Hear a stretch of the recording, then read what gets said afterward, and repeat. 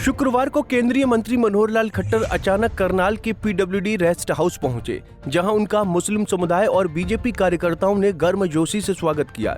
इस दौरान उन्हें फूलों का गुलदस्ता देकर सम्मानित किया गया, जहां मनोहर लाल खट्टर ने मीडिया से बातचीत करते हुए नए वक्फ संशोधन एक्ट की तारीफ की। उन्होंने कहा कि वक्फ बिल संशोधन के बाद अब वक्फ बोर्ड की जमीनों पर किसी तरह का झगड़ा नहीं होगा। जो जमीन के झगड़े चल रहे हैं उनका निपटारा भी अच्छे से किया जा सकेगा। पहले वक्फ बोर्ड के फैसले के खिलाफ कोर्ट में अपील भी नहीं की जा सकती थी, लेकिन अब संशोधन के बाद कोई भी व्यक्ति वक्फ के फैसले के खिलाफ कोर्ट जा सकता है। वक्फ बिल पर मुस्लिम समाज खुश है। समाज के हित में ये संशोधन हुआ है, जिससे समाज को ही लाभ मिलेगा। प्रदेश का एक बहुत बड़ा वर्ग मुस्लिम समाज का ऐसा है जो इस वक्फ बोर्ड के अमेंडमेंट के बाद बहुत प्रसन्न है, क्योंकि जो लाखों एकड़ ज़मीन देश की और वक्फ के अंदर उसको घोषित कर दिया गया वक्फ की ज़मीन। अब उसके तरीके भी अनाप शनाप तरीके थे। कोई भी ज़मीन जब दिखती थी इसका कोई वारिस नहीं है या कहीं डिस्प्यूट में है या कोई भी अनपढ़ आदमी है, ऐसी बहुत ज़मीनें निकल करके आ रही हैं जो वक्फ की ज़मीनें हो गई। बाद में लिटिगेशन की उसकी शिकायतें भी चल रही हैं, उसमें कुछ अमेंडमेंट किए गए हैं और अमेंडमेंट के बाद अब किसी प्रकार का झगड़ा आगे वक्फ की ज़मीन में होगा नहीं और पिछली जो ज़मीनें झगड़े में हैं उनका भी निपटारा ठीक से हो जाएगा। पहले तो वक्फ की कोई भी फैसले के ऊपर कोर्ट में अपील भी नहीं हो सकती थी।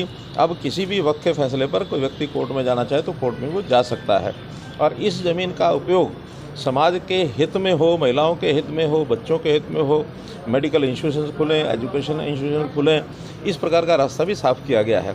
इस ज़मीन का जो लाभांश होगा वो वक्फ के माध्यम से और कल्याणकारी योजनाओं में भी वो लगेगा।